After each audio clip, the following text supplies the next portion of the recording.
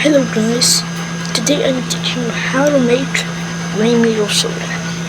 First, you get the soda, obviously, and then you put in the hottest place that you know, really hot, to evaporate, because the sun evaporates the water, and soda is made of water, so we're going to wait a really long time. Hello